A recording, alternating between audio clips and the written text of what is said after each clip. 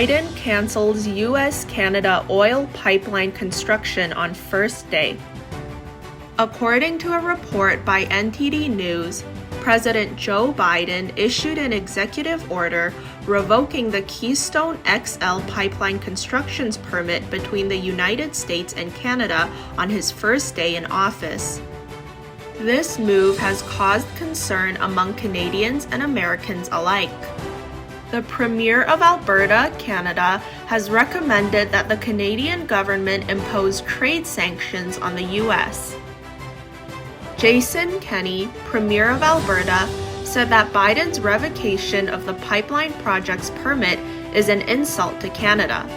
Kenney said, "The leader of our closest ally retroactively vetoed approval for a pipeline that already exists and which is co-owned by a Canadian government, directly attacking by far the largest part of the Canada-US trade relationship, which is our energy industry and exports." Kenney suggested that if the U.S. does not reverse this decision, the Canadian government should impose trade sanctions on the U.S. Marty Durbin, president of the U.S. Chamber of Commerce's Global Energy Institute, also objected. He said that Biden's decision does not have scientific backing and that canceling the program would put tens of thousands of Americans out of work.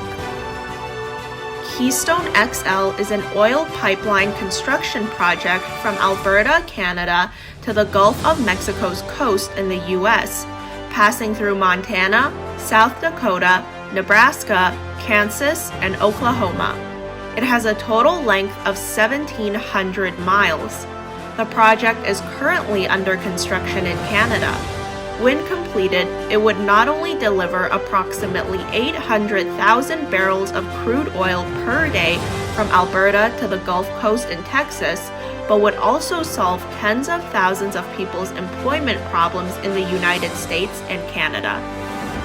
YouTube deletes dislikes from Biden videos. According to before and after screenshots people have posted on social media, YouTube deleted what appears to be thousands of dislikes from videos on the official channel of President Joe Biden's White House.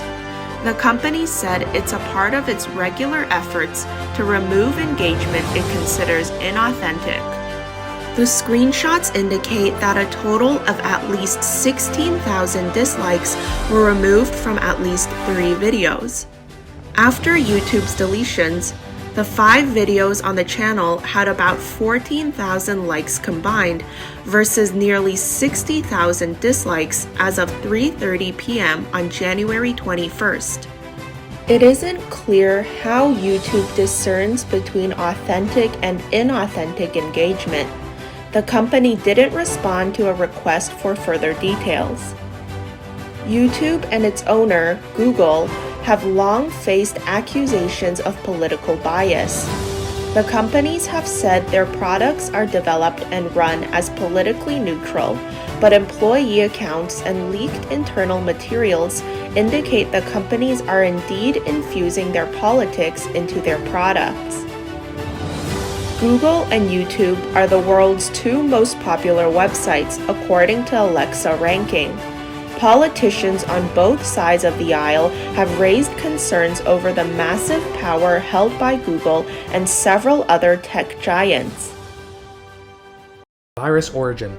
Lancet article admittedly to shield Wuhan Lab. On January the 14th, 2021, over 1 year after the outbreak of the CCP or the Chinese Communist Party virus, commonly known as the novel coronavirus, a team of experts led by the World Health Organization, the WHO, arrived in Wuhan to investigate the origin of the virus that caused the pandemic globally. Controversial among scientists is whether the virus originated in wildlife or if it was the product of viral experimentation in lab, which ultimately escaped from the Wuhan Institute of Virology. In February 2020, before any rigorous research on the origins of the virus was conducted, U.S. scientist Dr. Peter Daszak wrote an article which got published in the Lancet Medical Journal. It disputed ideas that the novel coronavirus might not be of natural origin, and it minimized the suspicion that it might have been spread due to an accidental escape from the Wuhan lab. We stand together to strongly condemn conspiracy theories suggesting that 2019-nCoV does not have a natural origin. Scientific evidence overwhelmingly suggests that this virus originated in wildlife, as have so many other emerging diseases. Daszak reiterated his stance in a letter dated February 6, 2020. Daszak's statement has been widely cited and used to trample over differing points of view. However, on January 15, 2021, Daszak's spokesperson told the Wall Street Journal that that statement was actually intended to protect Chinese scientists from online criticism. The Lancet letter was written during a time in which Chinese scientists were receiving death threats, and the letter was intended as a showing of support for them, Daszak's spokesman said. Dr. Daszak is the president of the New York-based EcoHealth Alliance. It was previously reported that a multi-million-dollar Pentagon project is under investigation for allegedly sending money to the Wuhan Institute of Virology. EcoHealth Alliance was at the heart of the program. On January the 15th, the U.S. State Department released a fact sheet saying it had reason to believe that several researchers at the Wuhan Institute of Virology fell ill with symptoms similar to those caused by the CCP virus in the autumn of 2019. And the revelation slams the CCP for excessive secrecy around the origin of the CCP virus. We will be back in some form. President Trump has future plans. On Wednesday, January the 20th, the last day of his first-term presidency, President Donald Trump left Washington and headed to his Mar-a-Lago resort in Palm Beach, Florida. During a stop at Joint Base Andrews in Maryland, transferring from Marine One to Air Force One, the president addressed a crowd of supporters with, again, promise of new hope. I will always fight for you. I will be watching. I will be listening. We love you. We will be back in some form. Have a good life. We will see you soon. Thank you. Thank you very much. From a Florida airport to his private club Mar-a-Lago, President Trump traveled by motorcade and was warmly greeted by a crowd of supporters.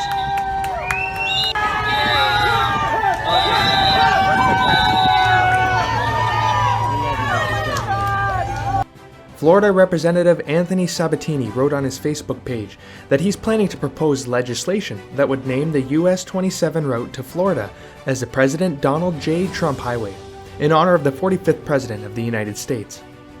This legislative session, I will be sponsoring an amendment to rename US Highway 27 as the President Donald J. Trump Highway. This great highway runs through the heartland of Florida in the state that President Trump calls home. Looking forward to working on this important designation honoring one of the greatest presidents in American history, Sabatini wrote on a Twitter post on Tuesday. Top Trump advisor and former spokesperson Jason Miller flew together with Trump from Washington, D.C. to Florida aboard Air Force One. On Thursday, Miller was interviewed by Just the News and asked about President Trump's goals for the years to come and how he could possibly win an election again given what happened last time. President Trump has a number of goals over the next couple of years here. As I mentioned before, winning back the House and the Senate for Republicans in 2022 to make sure that we can stop some of the Democratic craziness. But also President Trump, you're going to see him emerge as the nation's leader on ballot and voting integrity. Miller said that a lot of the debate over alleged election fraud was centered around abuses of Article 2 of the Constitution, which grants authority to state legislatures to handle many aspects of the elections. He said, "It is critical that President Trump works closely with state legislatures to look into ballot and voting integrity." I expect that President Trump will be the nation's leader when it comes to ballot and voting integrity. This is something we're going to start ramping up here. Not immediately. We'll give it, we'll give him a little bit of a transition period. But this is critical. We have to do this, and it's got to come from the legislatures.